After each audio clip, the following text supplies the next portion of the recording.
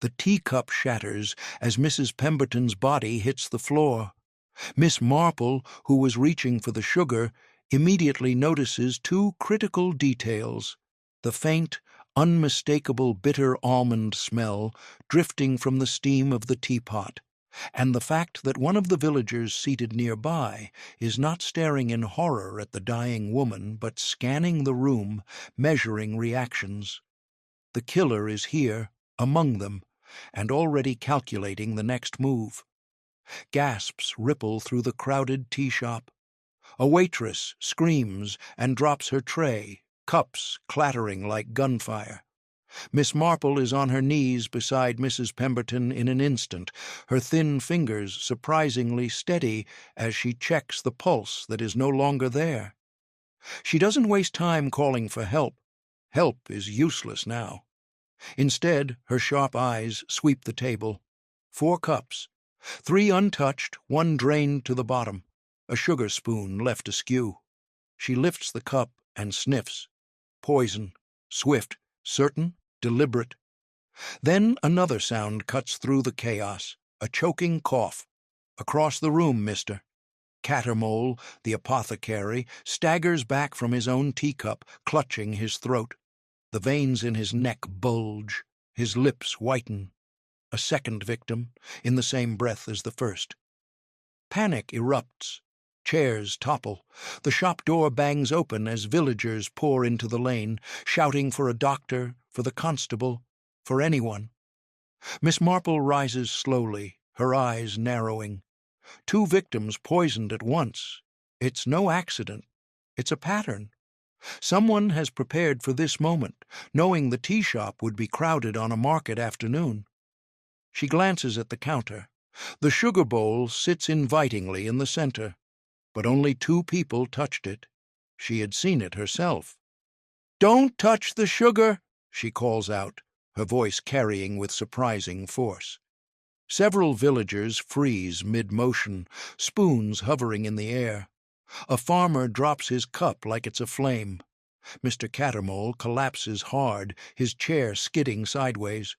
Miss Marple pushes past the gawkers and kneels again, but she knows before her fingers even touch his wrist. He's gone. A second life snuffed out in minutes. Her throat tightens, but she forces her mind to remain clear. She knows this method, and more chillingly, she knows who in the village could wield it so efficiently. Before the constable even arrives, another cry splits the air. A young girl, Elsie the maid, staggers as though pushed, clutching her mouth. She has taken a sweet from the sugar dish, a crystal that glitters faintly. Her body sways dangerously. Without hesitation, Miss Marple strikes the sweet from Elsie's hand and slaps the back of her neck. "Spit it out, child. Now!" Elsie gags, coughing, and a half-dissolved lump falls onto the wooden floor, leaving a wet, acrid stain. The girl collapses into Marple's arms, alive but trembling. The shop is in uproar now. Shouts outside, the clatter of running boots, the bell of Saint. Luke's tolling as if the whole village senses doom. Someone seizes the sugar bowl, but Miss Marple snatches it back with surprising strength. She covers it with a napkin and holds it tight against her chest, her jaw clenched. "This is evidence," she declares to no one in particular, "and the killer will want it gone." Her gaze sweeps the room again. The same villager she noticed earlier, calm, observant, has slipped toward the back door. Their hand lingers on the knob. They are watching her, and for a heartbeat their eyes meet. Cold, empty, certain. A message passes silently between them. "You know too much already, and you're next." Then the figure is gone, melting into the lane before anyone can stop them. Miss Marple steadies the terrified maid, placing her into the arms of a burly farmer. "Take her into the air. Keep her awake. And for heaven's sake, no sweets, no tea." She moves briskly, her body quivering with the rush of adrenaline, but her mind sharper than ever. She has been in danger before, though rarely so swiftly, so publicly. Cyanide. She can smell it still, sharp and merciless. Someone has doctored the sugar crystals themselves, ensuring the poison would be spread unpredictably. A devilishly clever method, and only a handful of people in the village would have the knowledge or the coldness to attempt it. The constable finally bursts in, red-faced and breathless. "What's happened here?" "Good Lord!" His eyes fell on the two bodies sprawled across the shop. "Murder!" His voice cracks. Miss Marple does not wait for his panic to settle. She thrusts the sugar bowl into his hands, wrapped in linen.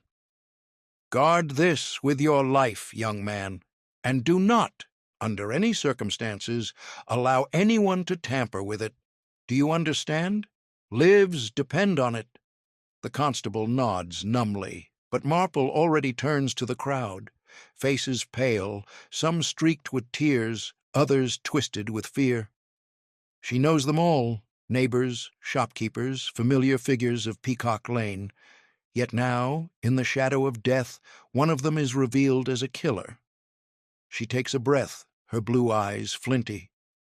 This was no accident. 2 people died, 1 nearly so. Whoever did this is not finished. They will strike again, today, perhaps within the hour. "And I know who it is," gasps Ripple once more. The room freezes. Someone drops a spoon, the sound echoing like a gunshot.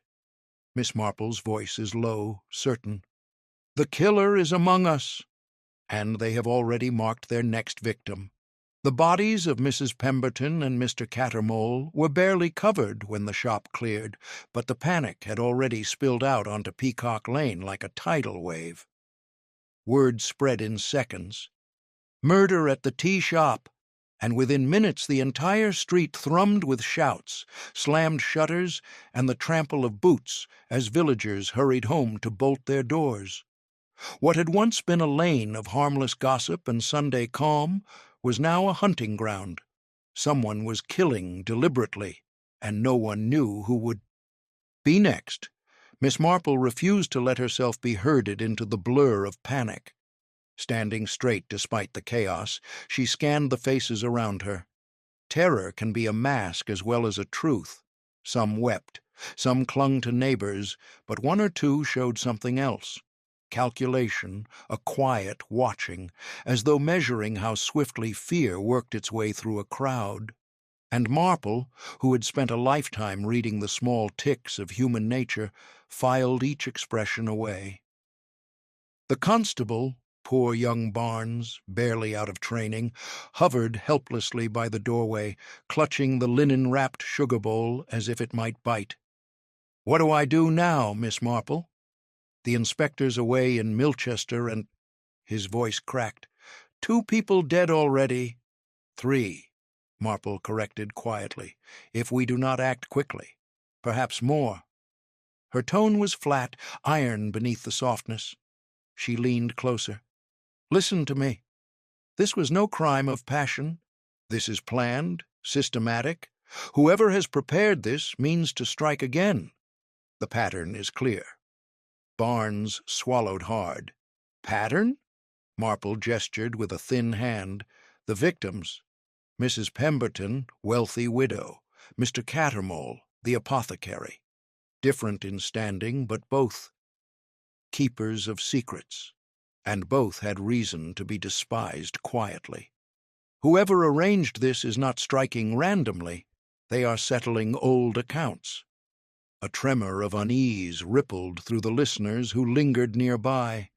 She continued, louder now. "That means there is a list. And I fear I know who is next." The words were barely out before a cry went up from the crowd. Mrs. Henderson, the church organist, stumbled forward, white as chalk. "Next? What do you mean next? Who is it?" Her voice cracked in panic, but Marple saw more than fear. Mrs. Henderson's eyes darted, guilty and desperate, toward the vicar's wife, who stood trembling with her hands clasped. Secrets indeed. "Inside," Marple said briskly, ushering the constable and several villagers back into the shop. "We must warn them all, but carefully. The killer is watching, and panic will only make slaughter easier." Barnes looked as though he would collapse under the responsibility, but Marple's grip on his sleeve steadied him. "Courage! You must be the strong arm today, for others will not." Yet even as she spoke, a crash rang from outside, a man's shout cut off abruptly. The crowd screamed again. Marple and Barnes rushed into the lane, skirts and boots catching on the cobbles. There, only yards away, a farmer knelt beside a crumpled figure. Old Mr. Fitch, the gravedigger, twitching and gasping like a fish pulled from water. His lips foamed faintly. Another victim fell before their eyes. Marple's stomach clenched. Third death in less than half an hour. The killer was not waiting for the police. They were accelerating. "Back!" she snapped at the crowd, who pressed in morbidly. She knelt by Fitch, but it was hopeless. His chest heaved once, twice, then stilled. She closed his eyes gently, her face set in grim determination. Then she rose, voice hard. "Do you see now? This is no single quarrel. This is a campaign. One by one those marks will fall unless we stop the hand behind it." Barnes nearly dropped the sugar bowl in his panic. "But how?" "We don't know who's next." "I do," Marple said, her eyes flashing. "Or rather, I know the type." Each victim so far shared one thing. They had knowledge. Knowledge of past wrongs, of buried scandals. That narrows the field, and it means our killer is desperate to silence anyone who might speak. The lane bristled with whispers. Villagers glanced at each other in sudden suspicion. Old grudges, petty feuds, whispered rumors. Now each one seemed a potential death warrant. Some faces turned on Mrs. Henderson again, others on the vicar's wife. Barnes sputtered, trying to restore order, but the crowd surged dangerously. "Enough!" Marple's voice cut through like a whip. The babble stilled. "If you scatter, the killer will pick you off in alleys and back gardens. Together, we have a chance. Alone, you are lambs to slaughter. Do you understand?" Her eyes swept the crowd, unblinking. "Stay where the eyes of others can see you. And speak. Tell me what binds these victims, and quickly, before another falls." There was a hesitation, then murmurs rose again, less gossip, more confessions spilling out. Old debts, secret affairs, quarrels long buried. Fear loosened tongues, and Marple seized on each thread, weaving them swiftly in her mind. It was as she suspected. The dead shared a common tie to an event long ago, a scandal hushed up, but not forgotten. Someone was cutting down all who knew the truth. And then, too soon, another attempt. A heavy figure lunged from the shadows at the edge of the lane, a glint of steel in his hand. Barnes yelped, stumbling backward. But the blade wasn't for him. It slashed toward Miss Marple herself. She reacted faster than anyone thought possible, jerking aside so the knife only grazed her sleeve. Villagers screamed. The attacker melted into the crowd, vanishing in seconds. Only the echo of footsteps and the faint reek of bitter almonds remained. Marple pressed her hand to her torn sleeve, heart hammering. It was no longer a theory. The killer knew she was closing in, and now they were hunting her openly. She looked at the faces around her, fearful, shifting, unreliable. "They'll not wait," she whispered, almost to herself. "Another will die before the sun sets, unless I find them first." The crowd leaned in, hearing the steel in her tone. Miss Marple's eyes were ice. "And make no mistake, whoever did this means to see me silenced next." The air on Peacock Lane felt heavy, poisoned not just by the bitter almond fumes, but by dread itself. 3 dead already, and now the killer had tried to silence her. Miss Marple smoothed her torn sleeve with a trembling hand, though her eyes remained cold, calculating. Whoever had lunged from the shadows had not intended to frighten. They had meant to end her life there and then. Only quick instinct had saved her. For the first time in years, Jane Marple knew she was prey in a game she had usually only observed. Constable Barnes fussed uselessly at her side. "Miss Marple, you must go home, please. You've been attacked.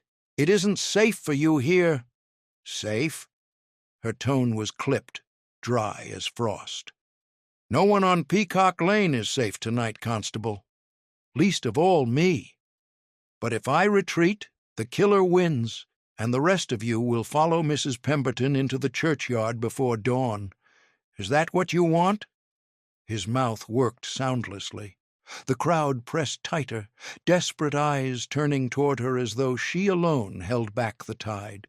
She had not sought authority, but in chaos authority had found her. "We have only hours," she continued sharply.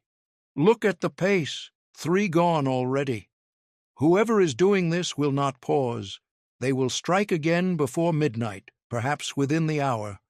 If we don't stop them now, half the village may fall." She let her gaze sweep the crowd. "And I assure you, the next victim has already been chosen." That struck deep. Whispers rattled through the villagers like dry leaves. Who was next? Who had secrets worth silencing? Every face looked suddenly guilty. Marple raised her hand. "Listen to me. This is not random. Each victim had knowledge of a buried sin. Some of you know what I mean." Her gaze fixed on Mrs. Henderson, who shuddered visibly. "You've held your tongues for years, but silence tonight will be fatal." The words seemed to crack something in the organist's resolve. Mrs. Henderson stepped forward, wringing her hands. "It was years ago. A quarrel over money, land deeds that vanished. Pemberton knew, so did Cattermole. And Fitch, he dug more than graves. He dug up truths best forgotten." Her eyes darted wildly. "I swear I told no one, but someone remembered. Someone wants us all dead for it." Gasps swept the villagers. Barnes barked, "Quiet!" but his voice held no authority. All ears strained toward Marple. She nodded once. "So, a scandal long buried. That narrows the list, but it makes every one of you a potential target." She stepped closer to the constable. "You must send word to Milchester for reinforcements." Now Barnes hesitated, looking at the bodies, then at the crowd. "But if I leave, then more will die," she cut him off. "Run, boy. I will hold them together until help comes. Go!" He hesitated one breath longer, then bolted, the sugar bowl still clutched like a holy relic. The lane swallowed him up, leaving the villagers looking to the frail old woman, who suddenly seemed like the only defense between them and the grave. Marple wasted no time. "All of you, inside the church, now. It is the only place with doors stout, enough to bar and windows high enough to see from. Gather together, and the killer cannot pick you off one by one." She didn't plead, she commanded. Her iron certainty drove them to obey. Yet even as they began to move, a scream knifed through the night. A young man, Timothy Rowe, staggered from an alley clutching his stomach. He collapsed in the dirt, convulsing. Marple rushed forward, heart pounding. His breath rattled, his face bluish. She leaned close, again, the unmistakable odor of cyanide. But this time she caught it quick enough to act. Seizing a jug of water from a villager's hands, she forced it between Timothy's lips, urging him to swallow. The boy spluttered, coughed violently, and vomited onto the cobbles. The stench was appalling, but when he sagged back, he was still breathing. Alive, for now. Relief washed through her, but so did a deeper dread. The killer wasn't just patient. They were bold, striking openly, knowing she was watching. It was a message. "You cannot save them all, Jane Marple, and you will not save yourself." She rose, her face pale but resolute. "You see?" Another attempt. "The pattern is accelerating. They mean to wipe out every last witness before morning." Her eyes burnt as she turned toward the villagers. "But they made a mistake. They've shown their hands too clearly. I know who the next intended victim is." The crowd pressed in, desperate, pleading. "Who? Tell us! Save us! It's me, isn't it?" A dozen voices overlapped in hysteria. Marple raised her hand for silence. Her voice was calm, but every syllable rang like steel. "The killer hunts those who know the truth of that quarrel. The land deeds, the vanished papers. That narrows it to 3.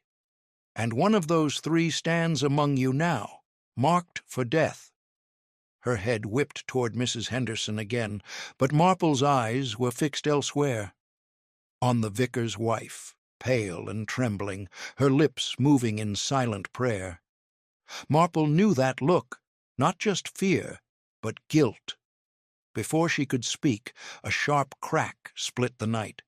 A stone smashed through the tea-shop window behind them. Gasps. The killer was still here, still circling like a wolf. "Inside the church now!" Marple snapped, her voice fierce with urgency. The crowd surged toward safety, dragging the near-fainted Timothy with them.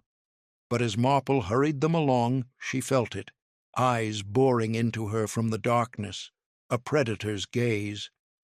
The killer hadn't finished with her. They were letting her lead, waiting for the moment when she would be most vulnerable. For the first time in her long life, Jane Marple knew she was in a race against death itself, and she was the finish line. The heavy wooden doors of St. Luke's groaned shut behind the huddled villagers, their iron bolts scraped into place with a finality that echoed through the nave. The church smelled of old wax and damp stone, but tonight it had become less a house of worship than a fortress. Miss Marple moved among the pews, counting faces, her mind racing faster than her steps. Too many gaps. Several villagers hadn't obeyed, scattering in terror instead.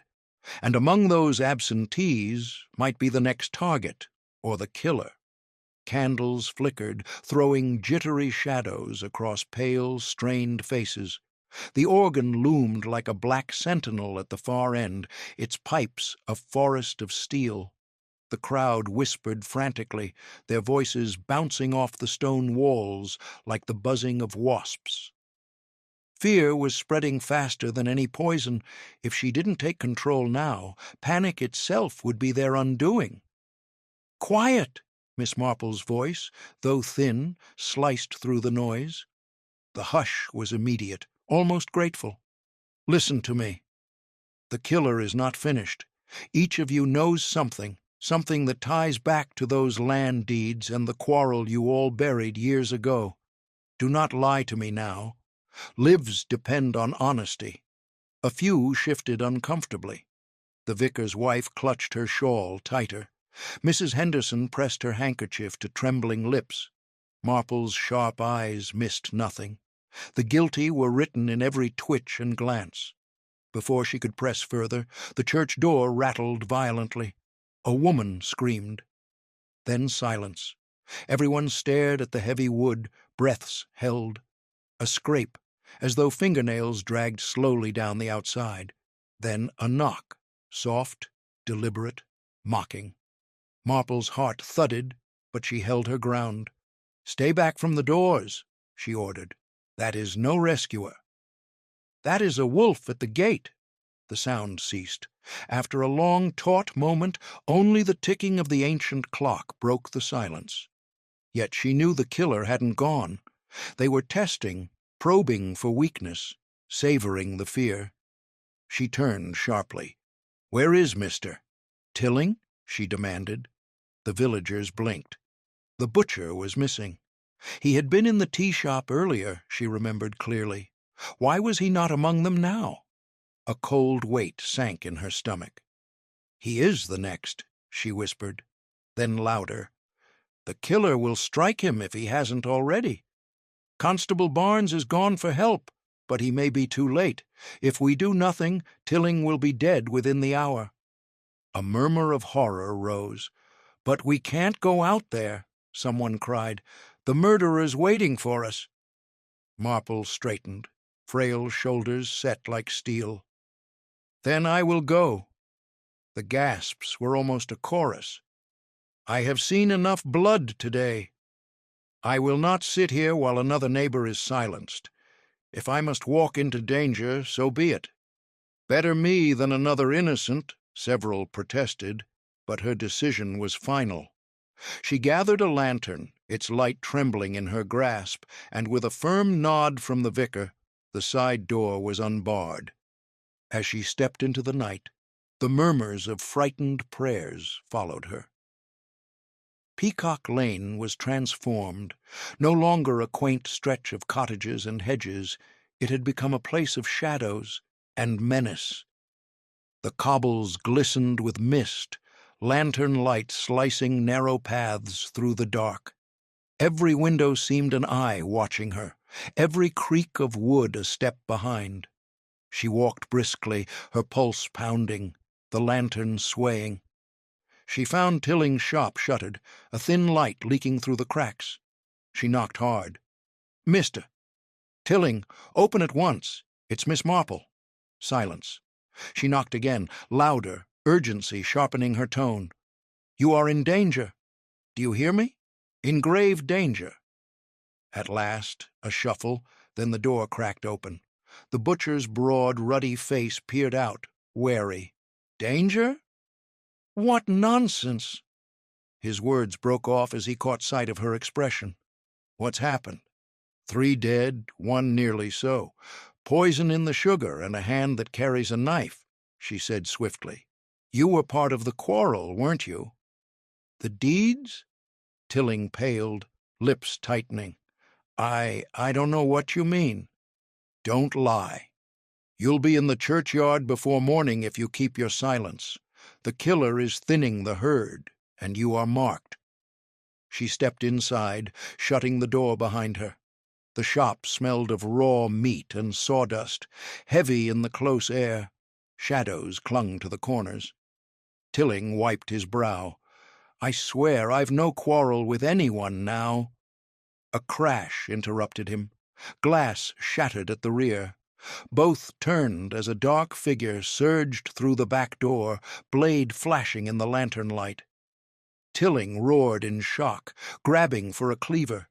The intruder lunged, striking fast. The butcher swung wildly, the cleaver clanging against the blade, sparks flying. "Run!" Marple shouted, pushing the lantern toward the intruder's face. The sudden flare of light bought them seconds. The figure hissed and recoiled. Tilling seized the moment, dragging Marple toward the front door. They burst onto the lane, her breath ragged in her chest. Behind them, the attacker vanished into darkness as swiftly as they had come. Tilling bent double, gasping. "God save us! You were right. I saw them, saw their eyes."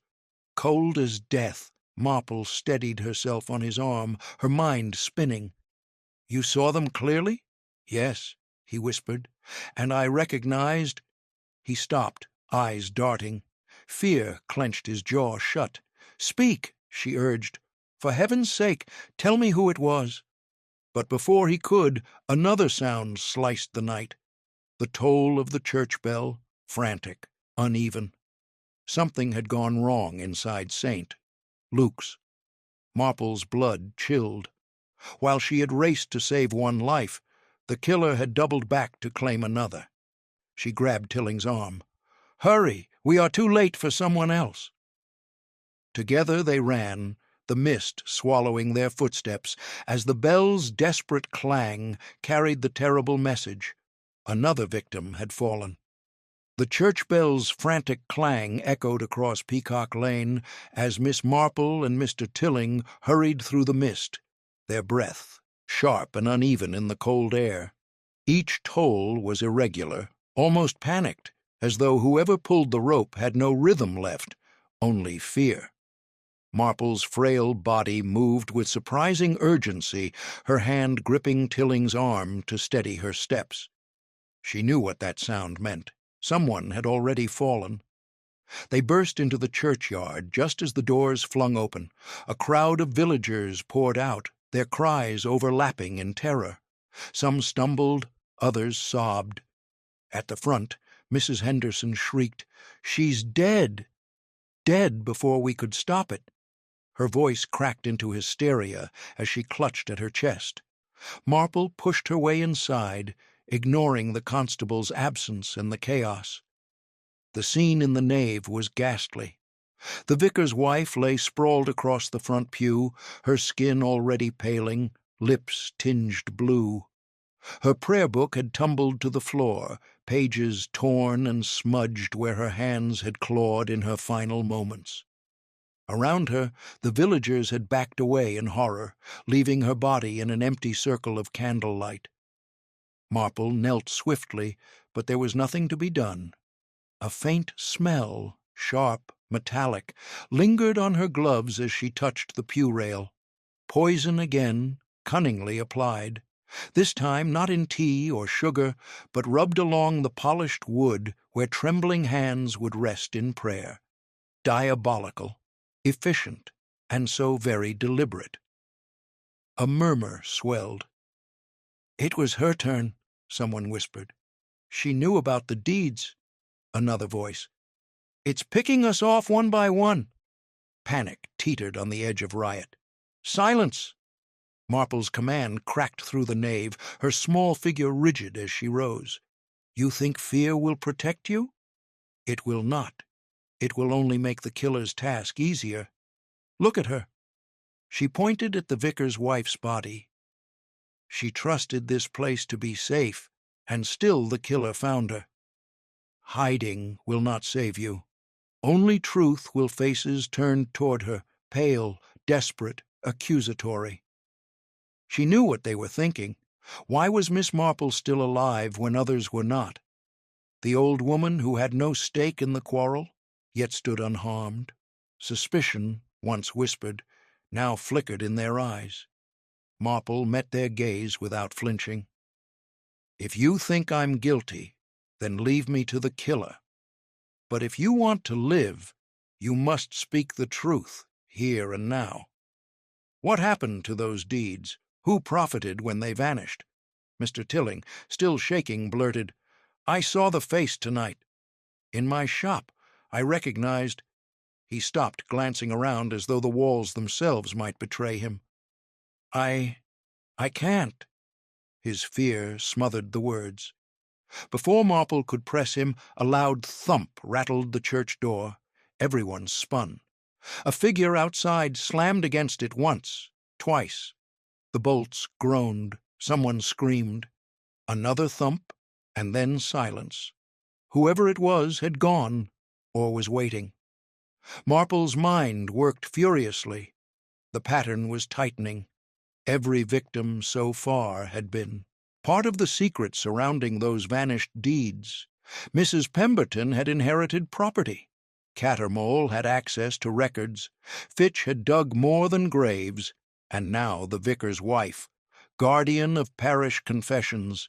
The killer was erasing every trace of that scandal with ruthless efficiency.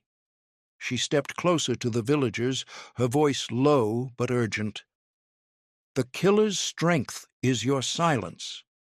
Break it, and you break their power. Do you want more coffins tomorrow? Then tell me what binds you." Mrs. Henderson sobbed, but no words came. Tilling's mouth worked uselessly. Others muttered, but the truth still clung stubbornly to their throats. Fear was stronger than honesty, even now. A sudden bang startled them all. The side window shattered inward. A stone clattered across the nave floor, tied with a strip of cloth. Gasps erupted.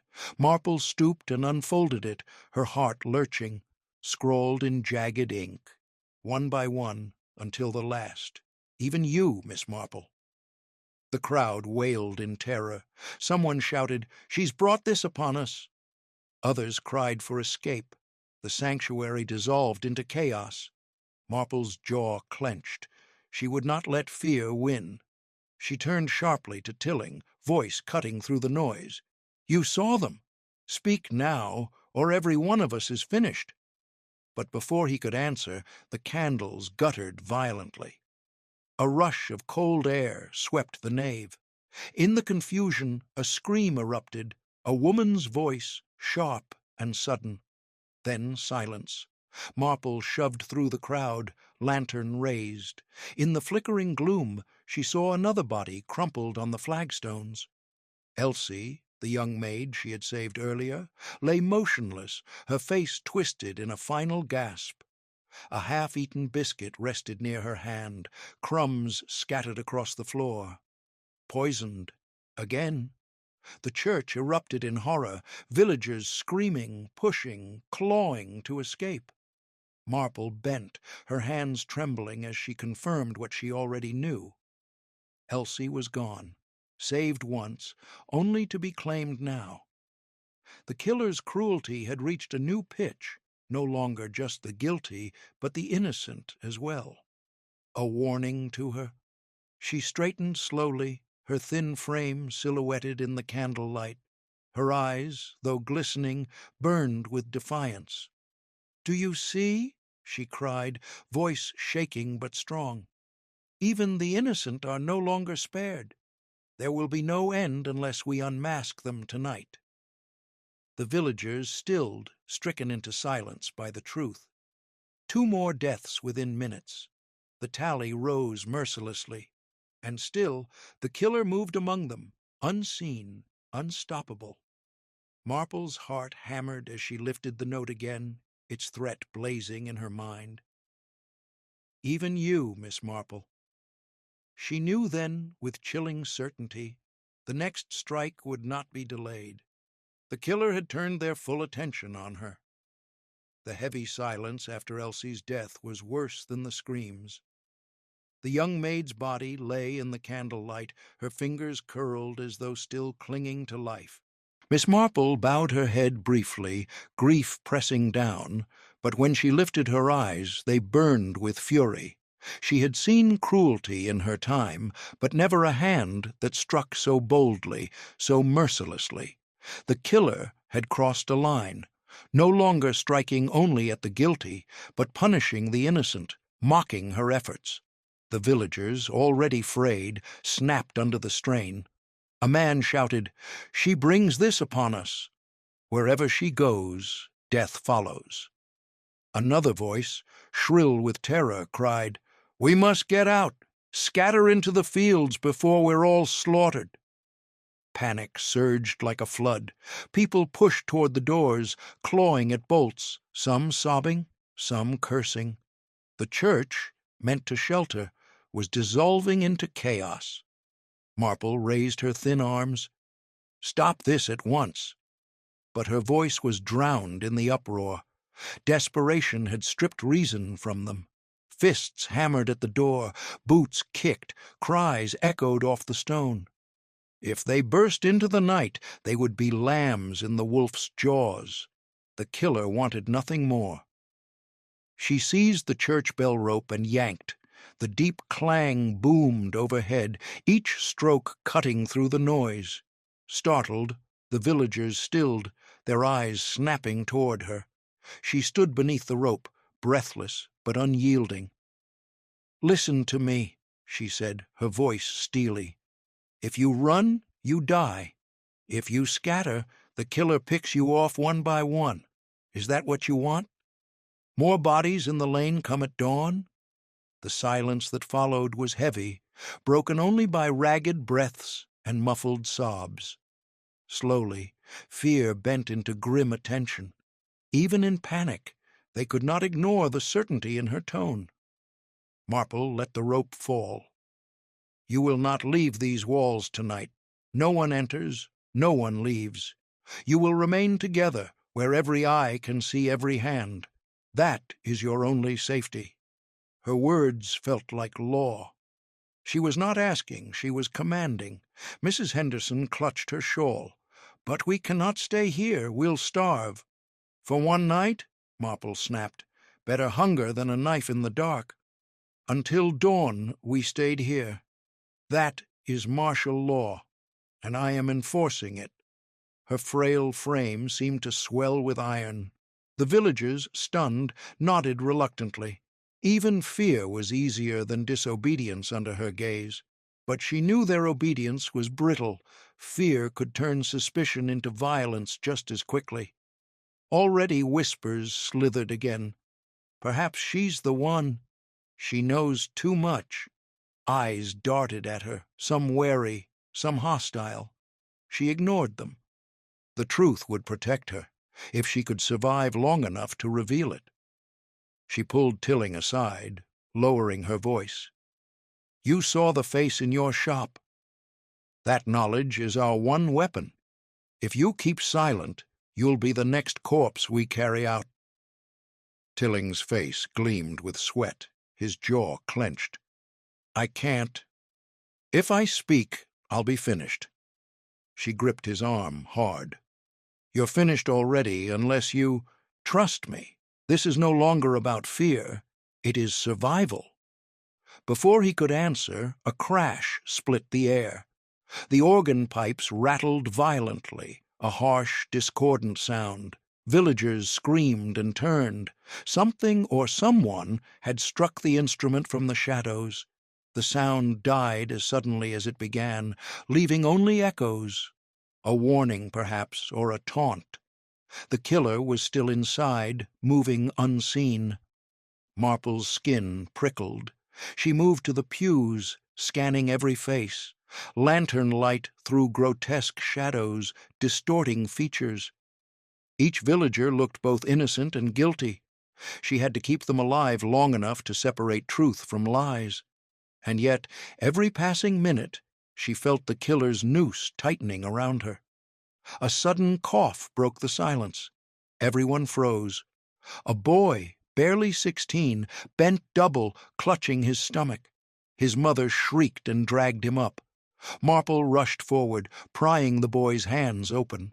A sweet wrapper crinkled in his palm. Poisoned sweets again. She snatched it away and hurled it across the nave. "No food, no drink, nothing from outside," she barked. "Do you not understand?" Every morsel is dead waiting to be swallowed. The boy retched violently, but survived, his mother sobbing with relief. Marple's heart thudded with grim triumph. One saved, for now. But she could feel the killer's eyes, mocking her small victories. "You cannot guard them all, Jane Marple. You cannot guard yourself." She turned to the crowd, her voice fierce. "The killer walks among us. Do you not see? Each death is not a chance, it is a purge. Those who knew about the deeds are being silenced. And I will tell you this, I am certain I know who stands behind these murders. But until I can prove it, we are all targets." The villagers gasped, some pressing closer, others recoiling. "Who? Tell us," several cried. "End this." But Marple shook her head. "Not yet. If I name them without proof, panic will tear us apart. Give me 1 hour, and I will reveal them." The words bought her time, but not safety. She felt the tension coil tighter, suspicion thickening in the candle-lit air. And then, from the shadows behind the altar, came the sound of a chuckle. Low, mocking, unmistakably human. Every head turned, eyes wide. The sound stopped abruptly, leaving only the echo of terror behind. Marple stood very still, her pulse pounding. The killer was not outside the walls. They were here, inside the locked church, breathing the same air, watching, her hands clenched around the lantern. She had bound the villagers together under martial law. But it meant she had also trapped herself inside the cage with a predator. The last echo of that chuckle still clung to the air as if the stone walls themselves remembered it. The villagers stood frozen in the candlelight, every face turned toward the altar where shadows thickened. Some clutched one another, others edged back, their eyes wide, their mouths tight, with dread. Miss Marple, lantern in hand, moved slowly toward the sound, her steps deliberate. She knew she wouldn't find the killer crouched in plain sight. The laugh had been a message, not an exposure, but it confirmed what she had suspected. The predator was inside the cage with the flock. She paused at the altar rail, her mind racing. The church was old, its walls riddled with forgotten cupboards and half-rotted vestries. There were hiding places enough for one, with patience and nerve. She glanced back at the villagers. Their eyes followed her every movement, suspicion mounting. The longer the killer remained unseen, the more they would turn their fear into blame, and she was the nearest target. Marple straightened, her voice crisp. "We will divide the church." Pews cleared, every corner searched. "No one is alone, no one unaccounted for." She pointed with her lantern. "Mr. Tilling, take 4 men to the vestry. Mrs. Henderson, you and the vicar search the gallery. The rest remain here, under the light." A murmur of unease rippled through the group. No one wanted to move, but the authority in her tone brooked no argument. Slowly they obeyed, scattering into uneasy groups, their lanterns casting long, shifting shadows across the stone. Marple herself moved along the south wall, eyes narrowing at each dark recess. Her mind ticked steadily. The killer had grown bolder, striking in plain view, mocking her openly. That meant desperation. Desperation came when a secret was close to discovery. She was getting close. Suddenly, a scream shattered the tense silence. From the gallery above, Mrs. Henderson shrieked, "He's here! He's—" Her cry cut off into a choking gurgle. Feet thundered on the stairs. The vicar stumbled down first, his face ashen, his collar askew. Behind him, 2 men carried Mrs. Henderson limp in their arms, her head lolling grotesquely. Blood stained her shawl. The villagers screamed again, pressing back against the pews in terror. Marple rushed forward, forcing her fear down. She touched Mrs. Henderson's neck. Nothing. "Another one is gone." She clenched her jaw, her heart aching. Henderson had been close to confessing the truth of the scandal. Now she was silenced forever. The killer was still 1 step ahead, slicing through her suspects with merciless precision. The church dissolved into chaos once more. Some shouted for escape, others accused each other, voices rising like a storm. Marple slammed her lantern onto the altar rail, the clang cutting through the din. "Enough! Every death is because you cling to silence. Do you not see? The killer is thinning the herd so only one voice remains, their own. If you want to survive the night, speak now." No one answered, faces pale, lips tight, eyes darting. Fear strangled their tongues. Marple's frustration burned hot, but she held it in check. Rage would not solve this. She needed strategy. She moved to the boy she had saved earlier, the sweet still, crumpled in his pocket. "Who gave you this?" she asked sharply. The boy blinked, trembling. I don't know. It was just on the pew." His voice cracked. "I swear I didn't see." She silenced him with a hand on his shoulder. The killer was clever, planting poison where innocent hands might find it. Every corner of the church was a trap. She leaned close to Tilling. "You saw their faces. Henderson is gone now because you held your tongue. Do you want her blood on your conscience too?" His face twisted in anguish. "I can't. If I say the name, they'll kill me before dawn." She gripped his sleeve fiercely. "They'll kill us all if you don't." Before he could reply, another disturbance erupted. A lantern toppled, shattering against the stone. Flames licked at a pew cushion. Screams rose. Men rushed with coats to smother it, stamping and beating until smoke filled the nave. When the fire was out, Marple's heart sank further. In the confusion, someone had vanished. She counted faces again and again. One missing, the miller's wife. Gone. She cursed under her breath. The killer was using panic itself as a weapon, thinning the crowd by fear as much as by poison. If they couldn't maintain order, she would lose them all before dawn. She drew herself up, voice ringing through the smoke. "Hear me now. No one moves without my word. No one. If you leave the light, you may not return alive. This is not mere caution. It is law. Disobey, and you seal your fate." The villagers, shaken and choking, nodded miserably. Even suspicion bowed to her iron command. They gathered closer, huddled in the glow, like frightened sheep pressing to the shepherd. But Marple knew shepherds could be slaughtered too. She moved back to the altar, lowering her voice to Tilling alone. "There is only one way forward. I must draw them out. They want me dead, it is clear. If I make myself bait, they will strike again, and when they do, the mask will slip." Tilling gaped. "Bait? You'll be killed." Her eyes, though weary, gleamed. "Better me than all of you? I have no husband, no children to leave behind. If my life buys yours, it will not be wasted." Her voice softened, almost wistful. "And if I am right about who it is, I may yet trap them before they end me." Tilling shook his head, but his lips trembled. "Then let me help you." She squeezed his arm briefly. "Stay alive long enough to speak their name when I cannot. That will be helpful enough."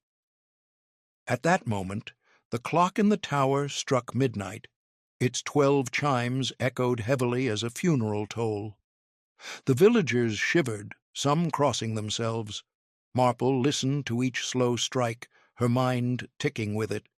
Midnight, the hour when masks often slipped, when predators grew bold. She would not wait much longer. Her lantern threw her shadow long against the stone. Somewhere in that darkness, the killer's eyes gleamed, watching, waiting. She lifted her chin. "Very well," she murmured to herself. "Let the hunt begin." Midnight's last chime faded into silence, leaving only the crackle of smothered smoke and the restless shuffling of feet. The villagers, clustered in the nave, looked like prisoners awaiting judgment. Every eye flickered toward Miss Marple, some pleading, some accusing. She felt the weight of their terror pressing against her thin shoulders. Yet she stood firm, her lantern raised high. If the killer wanted her, she would give them their chance, but on her terms. "Sit," she ordered, pointing to the pews. Her voice was calm, steady. "Each of you. No exceptions. I must see every face at once." Hesitation trembled in the air, but her authority broke resistance. Slowly they obeyed, sinking onto the benches like chastened children. Marple moved among them, her sharp eyes flicking from face to face. Guilt, fear, suspicion, they all wore masks, but she had learned long ago to see the tremor beneath. She stopped at Mrs. Henderson's vacant space, the pew still stained with her blood. 6 gone now, she thought grimly. 6 too many. She would not allow a 7th. Those who shared in the quarrel over the deeds. "Look at me," she said suddenly, her voice slicing through the quiet. 3 heads lifted, Tilling, pale and sweating, the miller's wife, who had returned silently after vanishing, and Mr. Cleeve, the schoolmaster, his face rigid, jaw clenched. 3 who had motive, 3 who carried the weight of knowledge. And among them, the killer. Cleeve sneered faintly. "This is nonsense." "You cannot accuse us without proof." "I do not accuse," Marple replied evenly. "I observe. And I have observed more than you realize. Before he could answer, a groan rose from the back. The boy she had saved earlier slumped sideways, his mother crying out. Marple rushed to him, heart hammering. But it was only exhaustion, not poison this time. Relief washed through her, but also fury. The killer was playing with them now, using fear as a blade. She straightened sharply. Enough of this game. The killer grows reckless, and that recklessness will reveal them. She turned to Tilling. You saw their faces. Speak now, before another drops dead at your feet. His eyes darted wildly, sweat dripping. He opened his mouth, then froze. Across the pew, Cleve's stare locked on him, cold and unblinking. Tilling swallowed the words, his face ashen. Marple felt the tension like a taut wire between them. Her suspicion sharpened. Cleve, always calm, always precise, his voice measured even when others screamed. The laugh that had echoed earlier bore his rhythm, a schoolmaster's tone sharpened into cruelty. But she could not yet name him, not without proof. The silence thickened, broken suddenly by a crash. The miller's wife had leapt up, shoving past villagers, bolting toward the side door. "I won't die here," she shrieked. "I won't!" She clawed at the bolts, her desperation wild. Marple darted forward, surprisingly swift, and caught her wrist. "Stop, fool! Out there is death waiting." But the woman twisted free, slamming the door open. Cold air rushed in, carrying the smell of mist and earth. The villagers gasped as she vanished into the dark. A heartbeat later, her screams split the night. High, shrill, cut short. Then silence. The door swung in the wind, empty. No one dared move. Another life claimed, swift as a candle snuffed. Marple closed the door herself, her hand steady though her stomach roiled. "You see?" she said, turning back to the pale crowd. "Running is suicide. Only here, together, have we even a chance." Her eyes flicked to Cleve again. He alone had not flinched at the scream, his face unreadable, hands folded neatly in his lap. Too neat, too controlled. She returned to the altar, a lantern raised. The killer cannot stop. They will strike again soon because they know I am closing in. They must silence me before I speak their name. She let the words hang heavy. And so I will force their hand. The villagers murmured in fear, but she ignored them. She turned deliberately, placing her lantern on the altar where it cast her in sharp relief. "Come then," she said softly into the shadows. "If it is me you want, strike now. But know this, I am ready and I am watching." The silence stretched, thick and taut. Every villager held their breath. Then, from the back, a shuffle. A figure rose quietly, moving toward her, hands clenched, eyes downcast. It was Cleve. He approached the altar slowly, deliberately, his steps echoing in the vast space. Marple's heart thudded. She gripped the edge of the altar, her face calm, though her pulse raced. Was this the moment? Would he strike before all eyes? The villagers leaned forward, tense, waiting for the knife to flash. But Cleve stopped, bowing his head slightly. "We are all weary," he said smoothly. "Perhaps you see guilt where there is only grief. Perhaps you imagine threats in the shadows." His voice was calm, persuasive, almost hypnotic.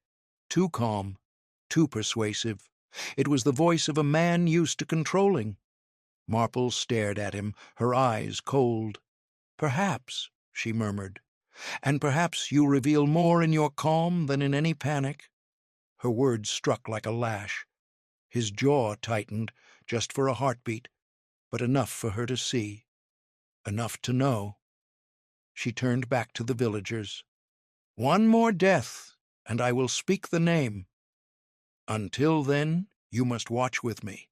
The killer cannot hide forever. Their mask is slipping." The clock ticked in the silence, every second sharp as a blade. Marple stood firm, bait in her own trap, her eyes never leaving Cleve. The noose was tightening, and she felt it. The killer was cornered. The next move would decide everything. The church air was thick with smoke and fear, the villagers shifting uneasily in the pews like animals, sensing the slaughterhouse. The miller's wife's scream still lingered in their ears, proof that the killer prowled just beyond the stone walls, or perhaps within them still. Miss Marple stood at the altar, lantern raised high, her gaze sweeping across the weary faces. She had promised to name the killer after one more death, and now, with the miller's wife gone, the hour had come due. Yet she did not speak, not yet. Naming too soon could tear the crowd into violence. She needed the killer to reveal themselves, fully and fatally. For that, the trap must tighten further. "Look at yourselves," she said, her voice sharp, echoing through the nave. "Each of you suspects the other." "That is what the killer wants. Panic, mistrust, silence. But tonight there will be no hiding. Tonight I will force them into the open." Murmurs rippled. Some nodded desperately, others shrank back. Tilling sat hunched, sweat gleaming on his brow, his eyes darting toward Cleve again and again. The boy's mother clutched her child tight, whispering prayers. The vicar stood rigid, knuckles white on the pew rail, and Cleve, the schoolmaster, sat very still, hands folded neatly, his face unreadable, save for the faint tightening at the corners of his mouth. A mask held too firmly, Marple thought, always risks cracking. She turned abruptly to the constable's empty chair, the sugar bowl still wrapped in linen upon it. Barnes had not returned from Milchester. Reinforcements had not come. They were alone. She lifted the cloth. Inside, the crystals gleamed faintly, innocuous yet deadly. A perfect weapon, indistinguishable until too late. "Here is the killer's hand," she announced, holding the bowl up, "and here is their arrogance." They thought no one would notice the tampered crystals. But I noticed. And I saw, too, who touched the sugar dish first this afternoon. She let her eyes rest briefly on Cleve. His expression did not change, but his fingers flexed slightly, betraying tension. Marple tucked that detail away. The villagers muttered, some gasping, some glaring at one another. "Name them, Miss Marple," one shouted. "Before more of us die." Another cried, "She knows." She must say it now. Marple shook her head, her voice cool. "If I accuse too soon, the wrong person may die by your hand, and the true killer will strike again. No, I will let them choose their next victim, and in that choice they will damn themselves." Gasps and protests erupted, but she silenced them with a raised hand. "You will all remain here, in sight of one another. No movement without my word. The killer will not rest. They must select their next prey, and we will be ready." The tension was unbearable. Minutes dragged like hours. The candles sputtered low, casting wild shadows. Every cough, every shuffle of feet made the crowd twitch. And then, suddenly, a whisper. "It's me," Tilling muttered hoarsely. His face was gray, his eyes wide. "I'm next." "I can feel it." Marple turned sharply. "Why?" He trembled, his voice breaking. "Because I know." I saw his face. I should have spoken, but I didn't. Now he'll silence me, too. All eyes swung to Cleve. For the first time, the schoolmaster's composure slipped. His lips pressed into a hard line, his eyes narrowing. The room seemed to hold its breath. Marple stepped closer to Tilling. "Then you must speak now." "Name him." Before the blade falls, Tilling's mouth opened. His gaze locked on Cleve, and then, suddenly, He gasped, clutching his throat. He staggered, knocking over a pew bench, his face turning purple. The villagers screamed, scrambling back as he convulsed. Marple darted forward, trying to steady him, but she smelled it at once. Cyanide again, fast and merciless. He collapsed at her feet, lifeless, before she could even call his name. The church exploded into pandemonium. Shouts, wails, accusations. Marple stood frozen for one heartbeat, staring down at Tilling's still form, fury rising hot in her chest. He had been the one who could have spoken, and now his silence was eternal. The killer had chosen well. One more voice erased. Slowly she straightened, her eyes blazing. "There," she said, her voice ringing above the chaos. "Do you see? The killer has chosen their final victim. Tilling is gone, and now only one remains on their list." Her gaze swept the villagers, then locked like iron on Cleve. "One remains, and it is me." Gasps echoed. "No!" "It cannot." But her words struck with truth. The killer had silenced every other witness. Only Jane Marple stood between them and perfect secrecy. She stepped toward the altar, lantern high. "You've marked me, haven't you? You've tried and failed already, but you will not stop. I am the last obstacle between you and your freedom. Come then, strike at me. Do it before all eyes, and let them see the mask fall." The villagers shrank back, clutching each other, terrified. Some cried for her to stop, others begged her to name him, but Marple's attention was fixed wholly on Cleve. His jaw was tight, his hands still folded neatly, but his eyes betrayed him, cold, watchful, calculating, and now cornered. He rose slowly, his shadow looming long against the wall. "Enough of this," he said softly, almost kindly. "You torment frightened people with your games, Miss Marple. But even you must be tired. Surely you cannot keep them caged forever." His words were smooth, persuasive, but there was a tremor beneath them, a crack in the mask. Marple caught it, and so did the villagers. Whispers rose. "Why is he so calm?" "He doesn't deny it. Look at his hands." Marple faced him squarely, frail but unyielding. "No, I cannot keep them caged forever. But I can keep you here long enough for the truth to choke you as surely as your own poison." The lantern light flickered. The crowd held its breath. The trap was nearly sprung. One more move, and the killer would be forced into the open. The nave was a tomb of silence, broken only by the guttering hiss of the candles and the faint rasp of fearful breaths. Tilling's body lay crumpled near the front pew, his death as swift as it was merciless. The villagers huddled together, eyes darting from his corpse to Miss Marple, then to Cleve. Suspicion was no longer whispered, it clung to him like smoke. Yet still no one dared move against him. Fear bound them tighter than ropes. Miss Marple stood at the altar, lantern in hand, her shadow thrown tall and angular against the wall.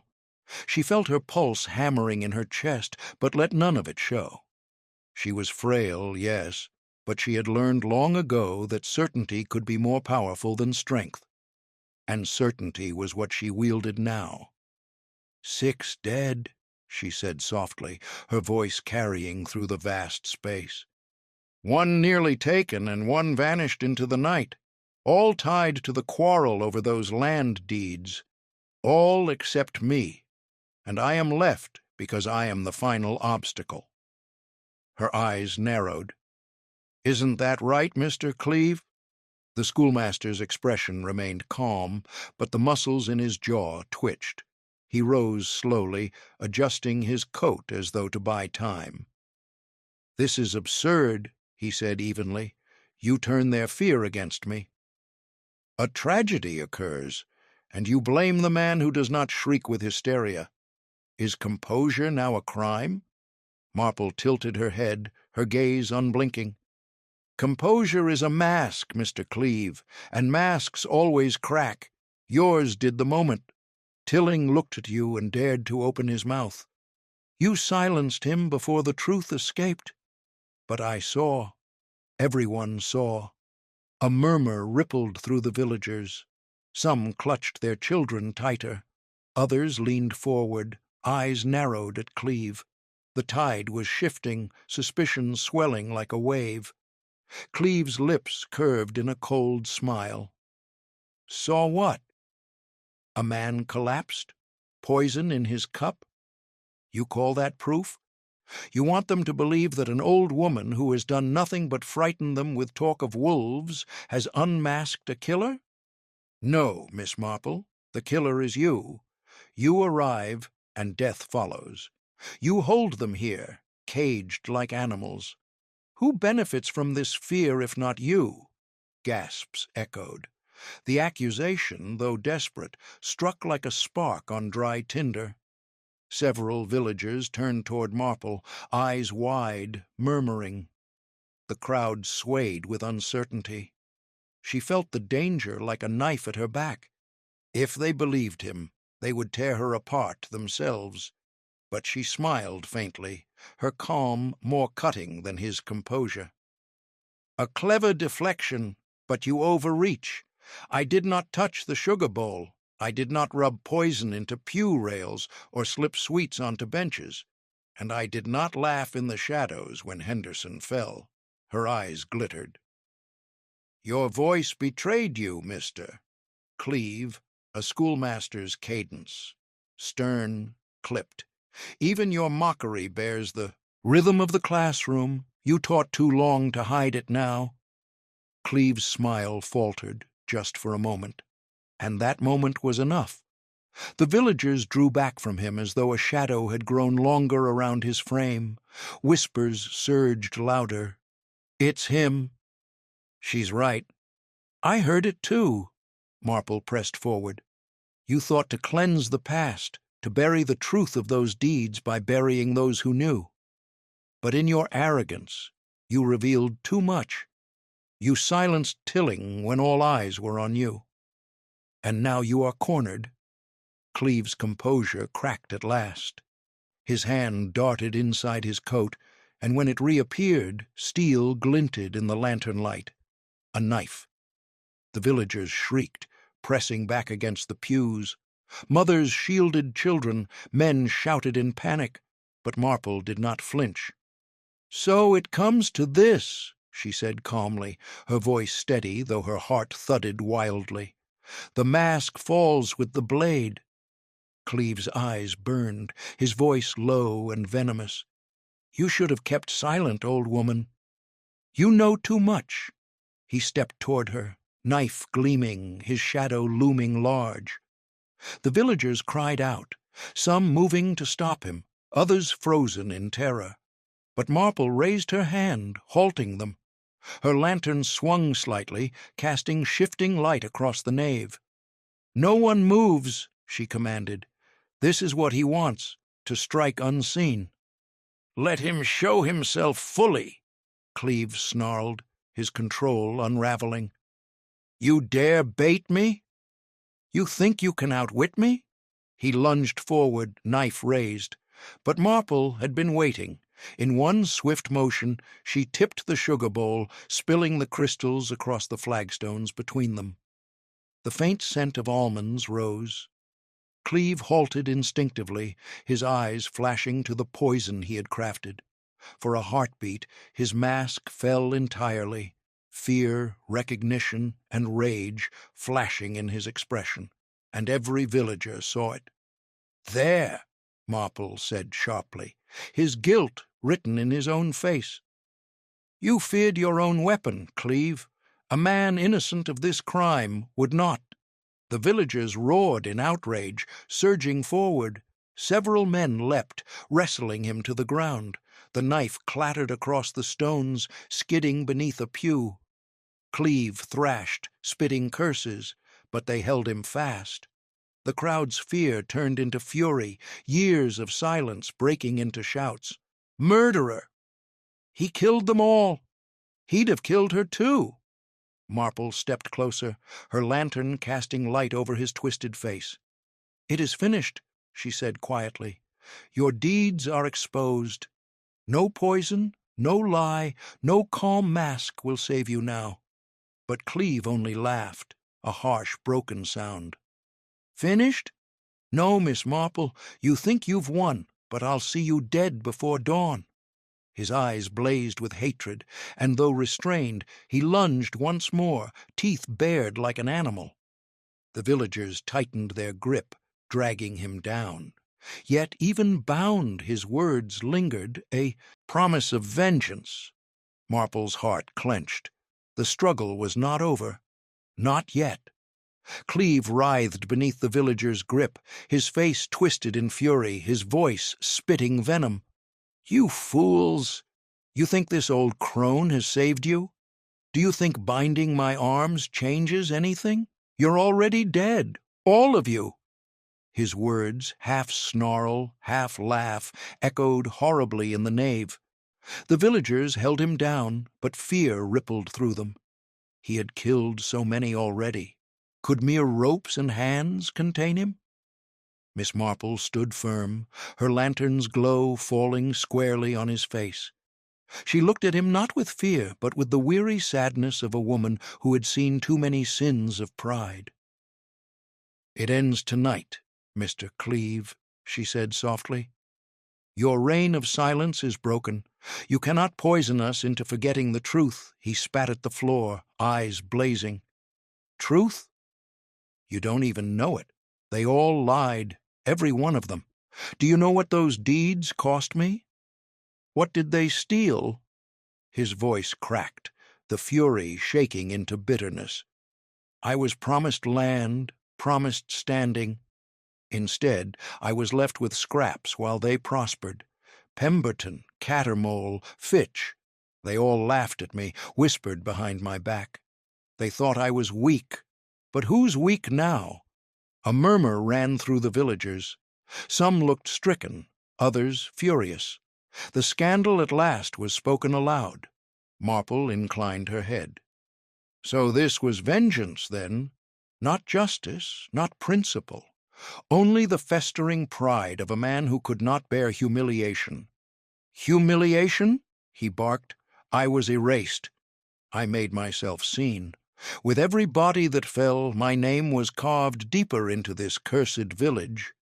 They will remember me, Jane Marple. Even you will remember me." Her eyes, blue and sharp, did not waver. "Not for your greatness, only for your cruelty, and cruelty never triumphs in the end." The villagers cheered softly, emboldened, but the victory was not yet sealed. Cleve's wrists, bound hastily with belts and rope, strained as he twisted violently. One hand came free with a snap of leather. In an instant he surged upward, shoving the men aside, his other hand clawing toward his coat. Panic swept the nave. Mothers screamed. The vicar stumbled back. The knife gleamed once more in his grip. "Now, old woman," Cleve roared, his eyes burning with murder. "Now you die." He lunged across the flagstones, the blade raised high. Gasps rang out. The crowd scattered, some shoving forward, others ducking away. But Marple stood still, the lantern lifted like a ward. Her mind raced, but her face was calm. She had anticipated this. The trap was not finished yet. As he neared, she tipped the lantern sharply. The flame flared, its light blinding him for an instant. He faltered, his knife hand instinctively shielding his eyes.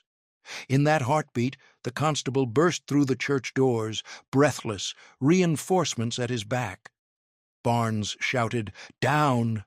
as two officers hurled themselves at Cleve, tackling him to the ground. The knife clattered free, spinning across the stones. Villagers surged, helping hold him fast. This time the ropes were stronger, the bonds secure. The nave filled with the roar of voices, relief, fury, sobs. Barnes wiped sweat from his brow, eyes wide. I saw the bell, heard the screams. We came as quick as we could." "My God, Miss Marple, is it true? He's the one?" She bent slowly, her old bones stiff, and picked up the fallen knife with a cloth. She held it aloft, its steel still glinting. "There is no doubt."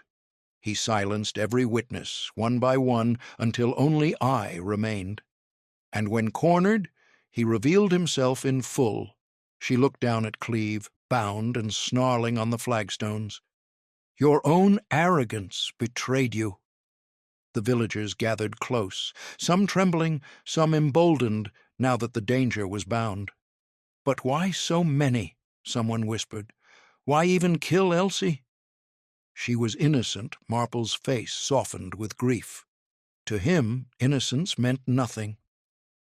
"She was meant as a warning to me, that no one could be safe under his hand, but cruelty, such as his, always overreaches. It was his undoing." Cleve laughed hoarsely, though bloodied. "You think you've beaten me, but you'll never erase what I've done. They will whisper of this night for decades. And my name will not fade." Marple shook her head gently. "Oh, yes, it will. They will remember the widows, the apothecary, the grave-digger, the maid. They will remember the butcher nearly struck down, the boy poisoned and saved. They will remember terror and sorrow.